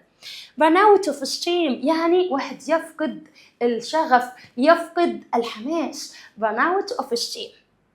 معايا يا شباب؟ خلي بالنا من الاكسبريشنز دي كليلة الامتحان لازم تشوفها معايا. lose energy or enthusiasm خلاص يعني واحد يفقد الحماس أو الشغف. stay ahead of the curve. stay ahead of the curve يعني يكون شخص متقدم عن الآخرين، مميز عن غيره. think outside the box بيجي يقول لك إيه؟ أنا هنشوف بقى حل للموضوع ده بره الصندوق. يعني إيه؟ طريقة مبدعة، يعني تعمل حاجة مبتكرة بطريقة مبتكرة، تفكر بطريقة مميزة. climb the career ladder. طبعا احنا عارفين ladder اللي هو السلم الخشبي أو السلم الحديد الصغير اللي بتحرك عليه في البيت، يعني معناها يتدرج في السلم الوظيفي، يعني واحد بيترقى بيجي من تحت لفوق. خلاص. spill the beans يعني ايه spill the beans؟ تروح قايل لواحد كل اسرارك ويجي في الاخر spill the beans يفشي السر ده ويقول الاسرار بتاعتك كلها، يبقى انت كده وقفت عليك الدنيا بخساره. معايا يا شباب؟ طيب نيجي نكمل. قال لك وصلنا لحد ايه؟ spill the beans. بعد كده بيقول لك think on your feet. يا باشا اتصرف بسرعه في المواقف المفاجئه، اتصرف بسرعه. معناها ايه؟ قال لك think on your feet. call it a day يعني ايه call it a day؟ يعني يعمل بشكل جاد عشان ينجز مهمه عليه. خلاص ينجز المهمة أو جزء من المهمة. قال لك hit the town، هتقول لباباك ايه؟ انا يوم الامتحان لما اخلص مش هتشوفوني. رايح فين؟ hit the town، انا هكسر الدنيا، يعني هخرج وهتفسح خلاص مع اصحابي، واخرج اتفسح واستمتع بعد ضغط الدراسة. يبقى معناها ايه الخروج مع الاصدقاء؟ hit the town. go through thick and thin، يعني ايه؟ يعني اتنين متجوزين مع بعض لازم يعيشوا مع بعض خلاص في السراء والضراء وعاشرهن بمعروف. يبقى go through thick and thin، يعني يعيشوا مع بعض في السراء والضراء. stand by your side أو by your side، يعني إيه؟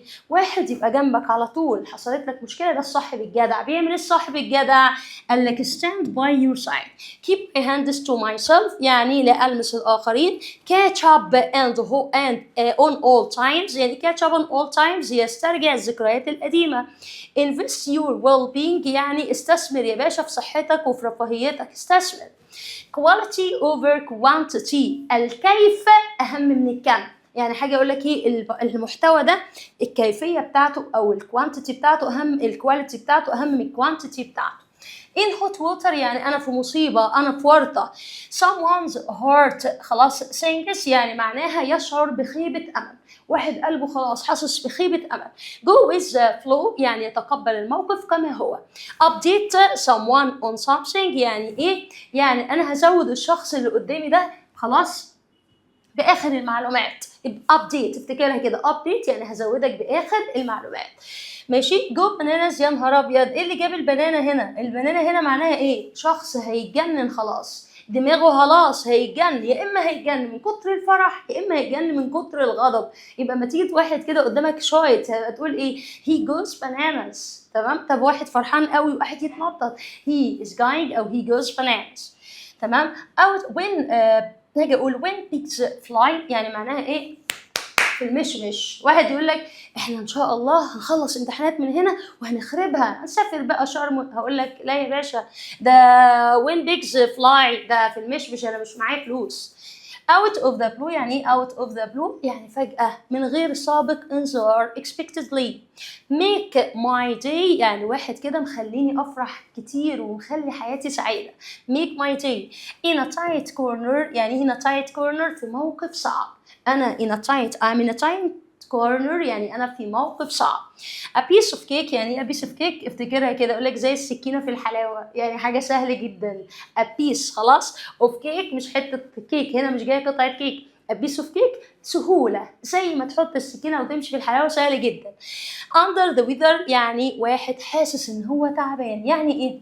هنشوف دلوقتي. under ما يجي يقول لك under the weather، under the weather معناها واحد بيقول أنا سخن ودرجة حرارتي عالية، يبقى I am under the weather. تعالوا كده نشوف مع بعض ونبدأ بأول exercise. أول سؤال بيقول لي إيه؟ when we went out، لما جينا خرجنا it was cats and dogs. الدنيا كانت فيها ايه؟ cats and dogs. watching, dropping, playing, raining. على طول يا باشا يبقى raining، لأن احنا لسه قايلين الايديومز دي ما فيهاش اي conversation، مش هنقدر نتحاور مع بعض. ليه مش هنقدر نتحاور؟ لان هي 1 زائد 1 بيديني 2. لازم احفظ الاكسبريشنز دي علشان اجيب درجات كويسه، لان هي حفظ وليس فهم. يبقى it rains خلاص، او it was raining cats and dogs. طيب يقول لك تاني حاجه the teacher pretended not to have noticed his mistakes. المدرس كده عامل نفسه ان هو مش خد باله من الغلطه اللي الولد غلطها. to give him a chance، عشان يديله فرصه. for improvement، عشان يحسن من نفسه. she had to it، يعني عملت ايه؟ قال لك bear the brunt، يعني تجاهلته كأنها مش شايفاه. صح؟ قال لك غلط طبعا. bear the brunt يعني يتحمل أعباء إضافية. شفت بقى احنا بنعمل ايه؟ لو أنا مشيت كده من غير ما أركز أنا عايز ايه وعارف الإكسبريشن يبقى أنا غلطت. أمال يا مس يعني ايه الكلمة اللي أنت عايزاها اللي هو يتجاهله؟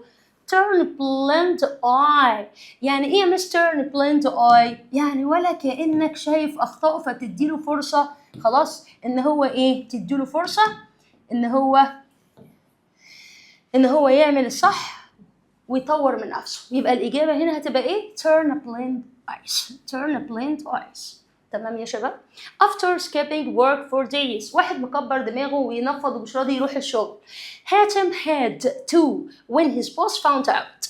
اول ما المدير بتاعه اكتشف ان الواد بيغيب، الواد هيضطر يعمل ايه؟ البس يا معلم. يعني ايه البس بقى يا معلم؟ فيس ذا ميوزك. ده بس هي مش ميوزك هنا جايب معانا موسيقى، لا، فيس ذا ميوزك يعني معناها انت واجه مشكلتك بنفسك وحل مشكلتك، عشان انت اللي كنت بتهرب من الشغل. لحد دلوقتي زي ما احنا شايفين الاكسرسايز كله جاي اكسبريشنز او ايديومز لازم نحفظها. اسمعها مني مره 2 3 وخلصت على كده، عشان مش رايح ايه، عشان مش توجع دماغك. When the injured arrived، لما الراجل التعبان او المتصاب وصل، the doctors، الدكتور هيعمل ايه؟ لازم يتحرك بسرعه ويقوم بعمله. يعني ايه يا مس؟ يعني sprang into action ولا seeked to the skin ولا laid the groundwork ولا came to stand still؟ هقول لك لا يا حبيبي، sprang into action يعني يبدا يتصرف بسرعه ويقوم باداء العمل بتاعه. The marketing team، الفريق بتاع الماركتينج او التسويق، had to eat of workload، اضطروا في ايه عندهم؟ of workload after 2 members resigned. في 2 عندهم 2 members، 2 من الاعضاء بتوعهم او الموظفين قال لك احنا هنمضي استقاله. طب هم يعملوا ايه؟ يعني هيتحملوا الاعباء الاضافيه. يعني ايه؟ bear the brunt. خلي بالك من expression bear the brunt. خلاص، bear the brunt. bear the brunt خلي بالك منها، يعني يتحمل عبء زيادة أو عبء إضافي فوق اللي عليه. After hearing the good news، بعد سماع الأخبار الجيدة، after hearing the good news she began to overwhelmed by joy.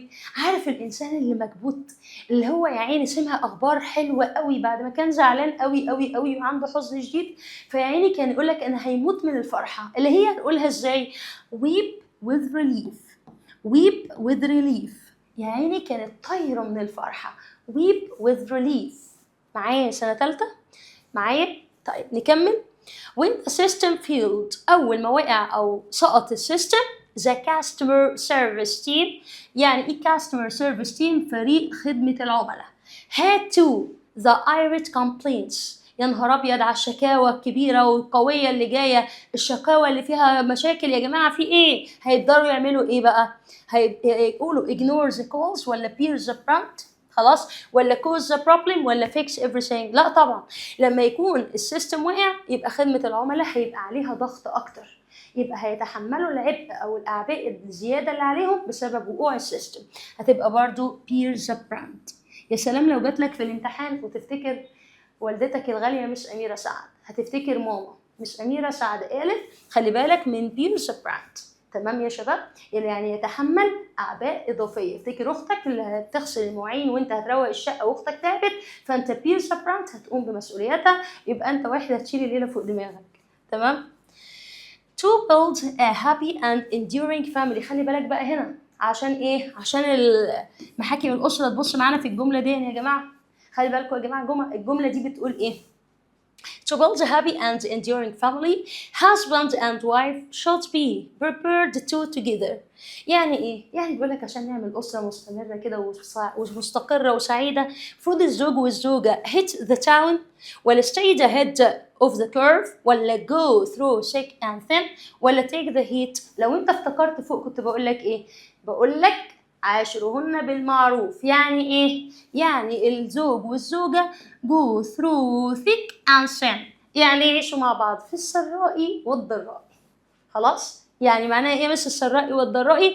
go through thick and thin، go through thick and thin. خلاص يا شباب؟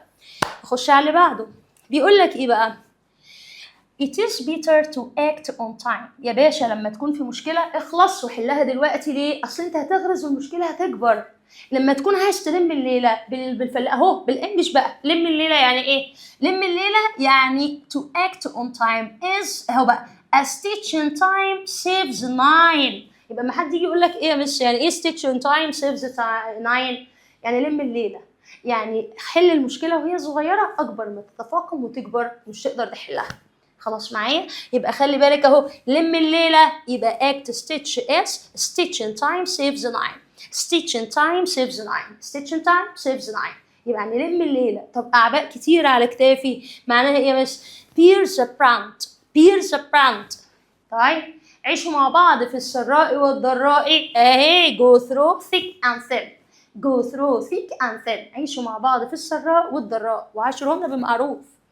The victim الضحية arrived at the hospital وصل المستشفى خلاص and the medical team الفريق الطبي لسه قايلين ودي اتكررت كذا مرة في كذا مرة في كتاب المدرسة جروا بسرعة أسرعوا عليه عشان يلحقوه. طب أسرعوا عليه عملوا له إيه؟ sprang into action اسمها كده sprang into action قاموا بسرعة عشان يشيلوا الراجل ويلحقوه هيسيبوه يموت يعني. خش على بعضه the idiom hit the town هنخربها hit the town هنخربها يوم ما هنخلص الامتحان هنطلع نخرج ونخربها. hit the town يعني هنخرج ونلف. visit small village لا والله. hit something physically غلط. go out and enjoy in the city ولا work late لا يا باشا هنخرج في المدينة ونستمتع. يبقى هنخربها بقى زي ما احنا لسه قايلين معناها ايه؟ hit the town يعني go out with my friends in the city. I'm sorry I can't come to the office today. واحد بيتصل فرد المدير فبيقول له مالك يا ابني؟ قال له انا مش هقدر اجي النهارده. ليه يا ابني مالك؟ I am feeling ايه؟ انا حاسس ان انا ايه؟ I have sore throat عندي التهاب في الزور and runny nose وانفي مسيبه. يبقى الراجل under the weather ولا butterflies in my stomach ولا cool as a cucumber ولا over the moon. الراجل عيان وانا لسه قايله لك اهو شخص عيان ومريض جدا ويشعر بالتعب تعالى معايا يبقى under the weather خلاص معايا under the weather معايا يا شباب. خش على اللي بعده بيقول لك ايه we use the expression break the ice يعني حلي القعده يعني فك الناس اللي حواليك يعني خلي الناس اللي حواليك تبدا تتكلم مش تفضل قفشه ومكسوفه. يبقى break the ice يعني ايه؟ يخلي الشخص اللي قدامه يبدأ يتكلم ويتعرف عليه. يبقى هنقولها كده و end a conflict cause a problem make people comfortable ولا start a fight. تعالى يا معلم يبقى make people comfortable فك الناس وخلي الناس تحس ان هي مرتاحة. يبقى ما تيجي تفتح كلام مع حد break the ice تفتح كلام مع حد break the ice تفتح كلام مع حد break the ice. تمام كده معايا؟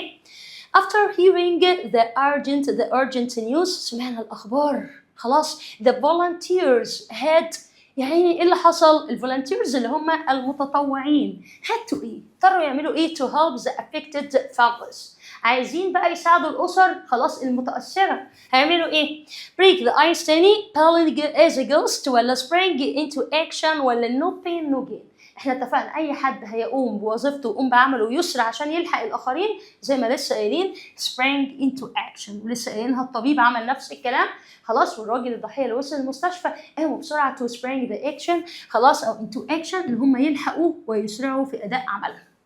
معايا سنه ثالثه. طيب نخش على بعده athletes are reminded that خلي بالك من are reminded هنا جايه في صيغه الباسف مبني المجهول.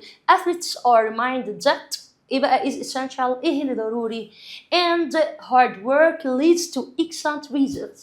يا باشا علشان توصل كده العمل ايه اللي بيخليك توصل لنتائج اهو بيقول لك is essential ايه اللي ضروري and hard work العمل hard work الجاد leads to بيؤدي الى نتائج ممتازة. طيب بيفكرهم بايه؟ مش هتشتغل مش هتلاقي مش هتتعب مش هتلاقي اهي اللي هو اكسب من اتعب واكسب. طيب انت مش هتتعب مش هتكسب خلاص no pain no gain no pain no gain no pain no gain no pain no gain امشي كده no pain no gain no pain no gain مش هتتعب مش هتكسب مش هتتعب مش هتكسب. خلاص معايا means to put in extra effort. حط انت شو امسك كده كلمة extra effort مجهود زيادة اهو هتحط مجهود زيادة achieve something beyond ordinary عشان تحقق حاجة فوق الطبيعي تعمل حاجة مش عادية. يبقى go the extra mile يعني تبذل مجهود زيادة أو طاقة زايدة. خلاص ابذل مجهود زيادة خلاص علشان تحقق حاجة مش معتادة. حلوة ابذل مجهود زيادة هتحقق حاجة مش معتادة اللي احنا لسه قايلينها ايه extra خلاص extra effort يبقى go the extra mile. During the storm أثناء العاصفة إيه اللي حصل يا دكاترة؟ قال لك people were caught in heavy rain الناس يا عيني كانت موجودة والمطر غزير and became completely very quickly. حصل لهم إيه؟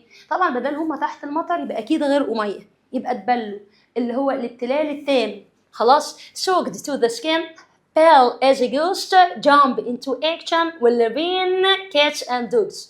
لا طبعا الناس غرقوا تماما أو هدومهم اتبلت تماما اللي هي soaked to the skin يعني مبتل تماما. شفت بقى كلمة سكين أصلا معناها جلد خلاص البني آدمين أو الكائنات الحية، كل كلمة مختلفة خلاص في استخدامها بشكل منفرد، لكن لو جينا حطيناه كإيديوم أو إكسبريشن على بعضه هي المعنى مختلف تماما.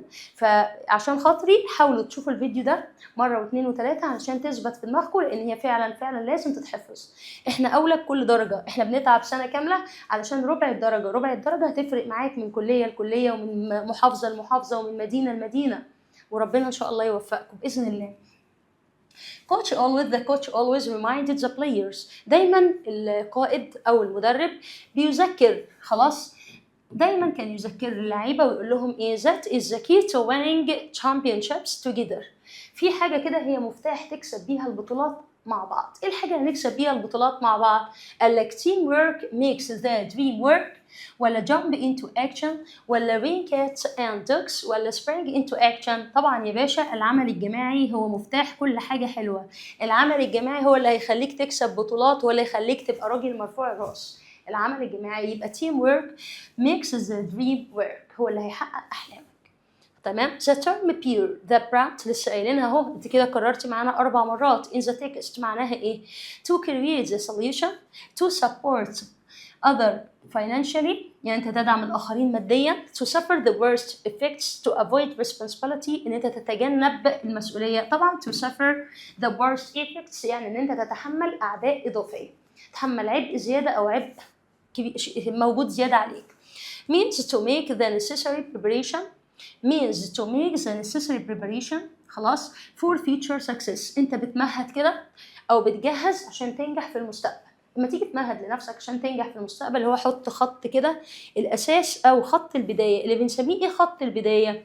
break the ice ولا come to the standstill ولا lay the ground ولا in hot water. هتبقى طبعا خلاص lay the ground يعني بتحط الاساس او بتمهد الطريق للنجاح، بتحط خط الاساس بتاعك. يبقى اسمها ايه؟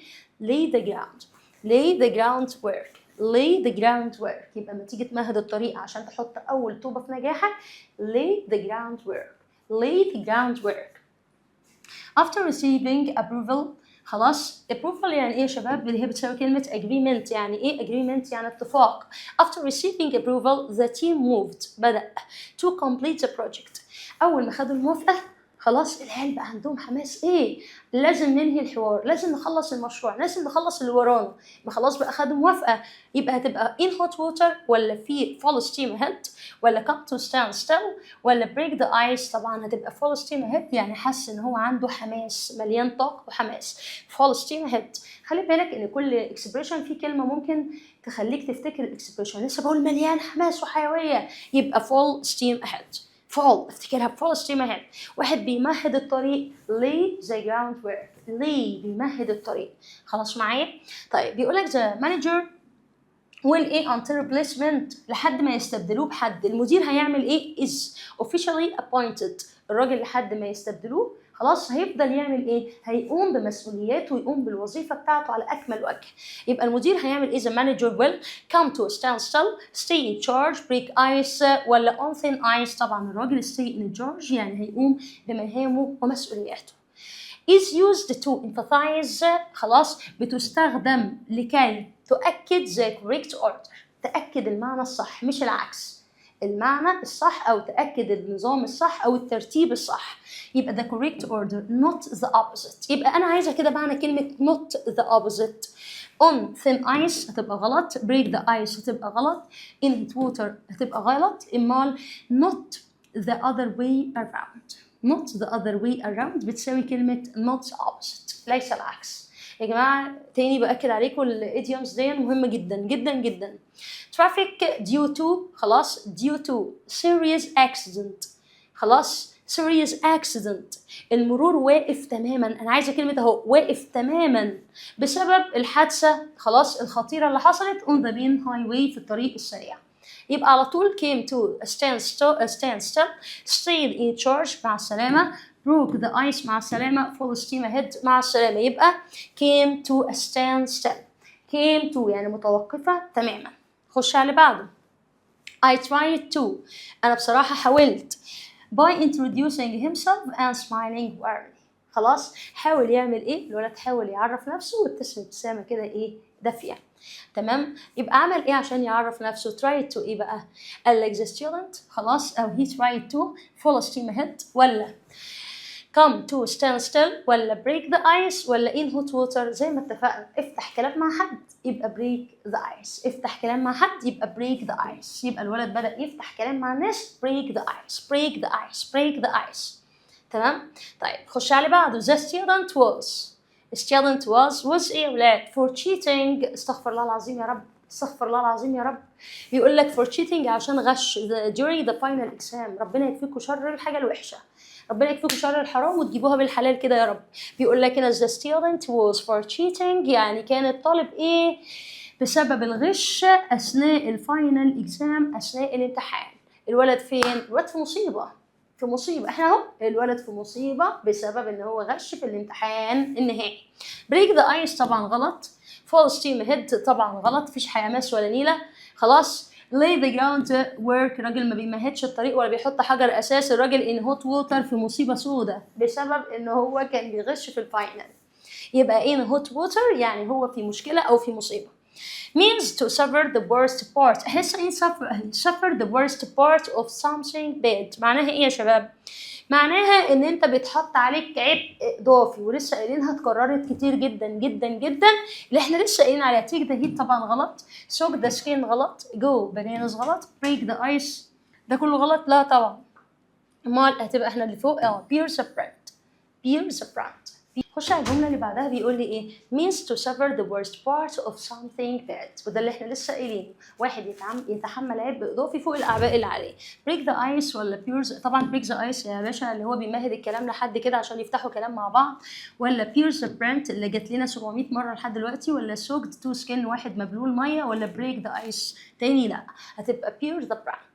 even though it wasn't his fault، بالرغم يا عيني ما كانتش غلطته، واحد اتدبس في مصيبه اهو. he decided لان هو قرر to ايه for the mistakes in the report، يعني هيتحمل هو مسؤوليه كل المشاكل والاخطاء الموجوده في التقرير. تمام، هيتحمل بقى ده يعني ايه؟ قالك take the heat، ايوه هو اللي هيتحمل عواقب الاشياء. take the heat، soak the skin خلاص واحد مبلول، go bananas واحد هيجن جنونه، break the ice غلط. as a team leader كقائد الفريق، خلاص باعتقادا ان هو قائد الفريق او هي قائدة الفريق. she had to of all project challenge، هي اللي هتقوم بكل التحديات بتاعة المشروع. على طول هتتحمل هي كل المسؤولية، يعني soak the skin ولا rain cats and dogs، ولا shoulder the burden، ولا break the ice يبقى shoulder the burden، يعني هتتحمل الأعباء والمسؤوليات.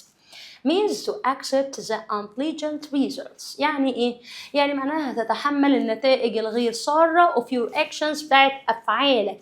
يبقى معناها ايه بقى؟ واحدة تتحمل كل الحاجات اللي انت عاملها. means accept انت تتقبل بقى الشكل اللي انت عملته مشكلة، اتحمل انت بقى نتيجة مشكلتك. يبقى face the music، يعني تحمل او واجه نتيجة مشاكلك. face the music، يبقى music هنا مش جايب معنا موسيقى خالص، لا، يتحمل مسؤولية اخطاء. خلاص، يتقبل العقاب اللي هيجيله بقى والنتائج الغير مرضية. those who ignore safety rules will eventually of their carelessness. لا إله إلا الله. الناس اللي بتتجنب قواعد الأمان eventually هيكون في إيه تماما of their careless؟ rain cats and dogs خلاص، ولا break the ice، ولا soak to the skin. طبعا pay the price هم اللي هيتحاسبوا خلاص على الإهمال بتاعهم. يبقى هنيجي نقول تاني those who ignore safety rules will eventually خلاص pay the price of their carelessness، هم اللي هيتحملوا أو هيدفعوا ثمن إهمالهم. وبكده الايديومز بتاعتنا نكون قلناها كلنا. يا ربي يا ربي يا ربي ان انتوا تراجعوها وتشوفوا الفيديو مره واثنين وثلاثه. اتمنى ليكم ان ربنا ان شاء الله يفرحكم وينجحكم وتحققوا كل اللي نفسكم فيه، وان شاء الله استنوني في فيديو جديد هشرح لكم فيه القواعد بشكل سريع وسهل. اشوفكم على خير. مس أميرة سعد.